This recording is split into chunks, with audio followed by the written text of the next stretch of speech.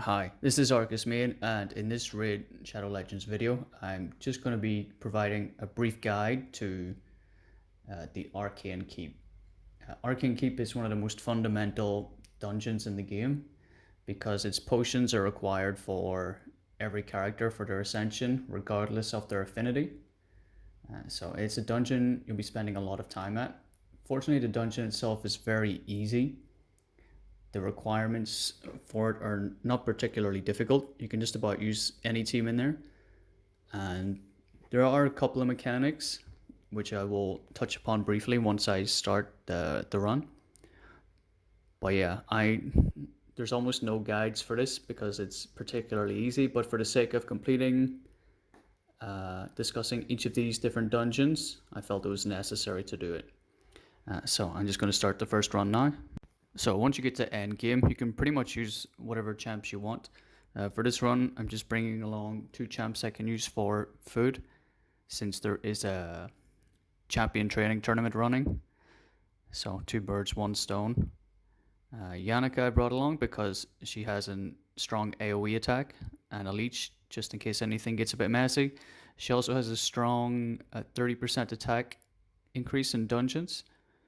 Rotos is there just because he's a strong single target hitter. He also has decreased defense on his first skill, which will also be very useful. As you can see, the food champs have died already.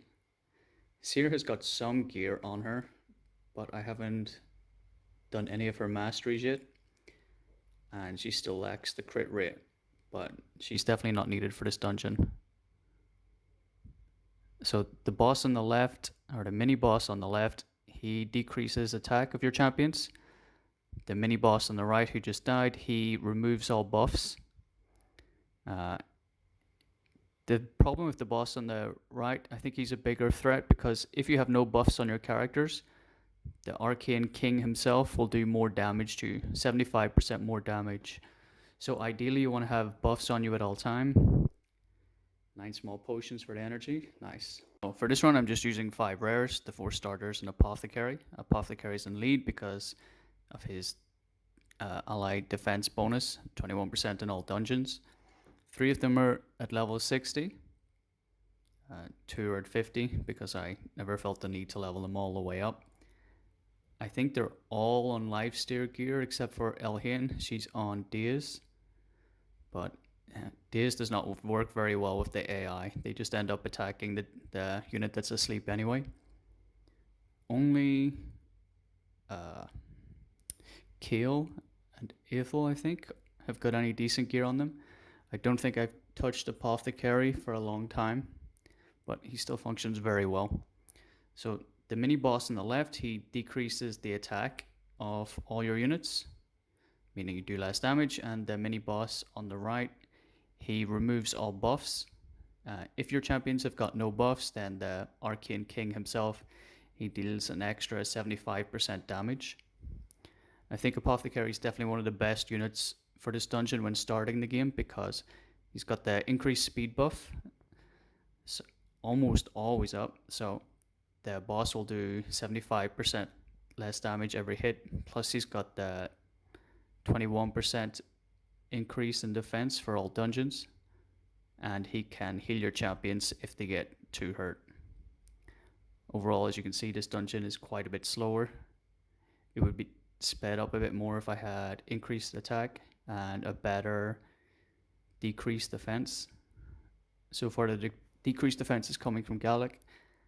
A minute 30, still not too bad for the team, but yeah, pretty easy dungeon. So in addition to the starter, I just make a few recommendations that you can farm for in campaign mode.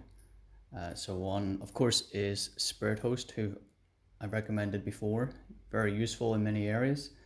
She's useful because she's got a speed lead. She can increase your attack, so ensuring that you have a buff up so the Arcane King does less damage. She can also remove debuffs, which gets rid of the attack down debuff, and she places a block debuff, which counts as another buff, which further reduces the Arcane King's damage.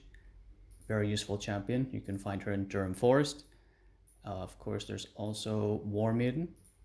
Although she doesn't put a buff up on your team to reduce the damage. She does have her decreased defense, which speeds up you killing him.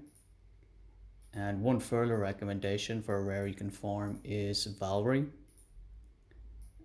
This champion puts up a shield which counts as a buff and reduces damage. And she also has increased attack and increases all buffs by 1 turn, which helps ensure that buffs stay on your characters, provided that the mini boss on the right doesn't kill them. Anyway, that should just about cover everything for the Arcane Keep.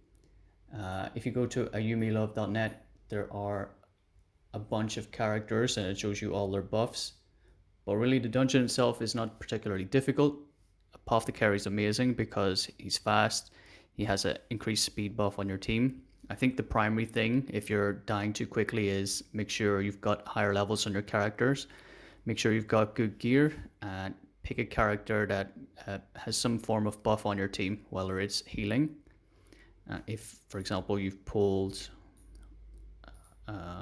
she is not Dark Elf, she's High Elf.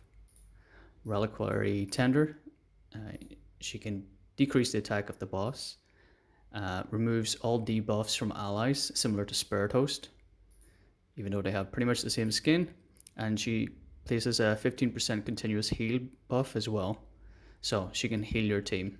Very useful, but she is void, so quite difficult to get. But yeah, those are my beginner champ recommendations. Just make sure you've got good gear. You can farm those 2 champions or even 3 champions from the campaign mode. Alright, thank you. If you've got any questions, just leave a comment below and I will address them. Thanks.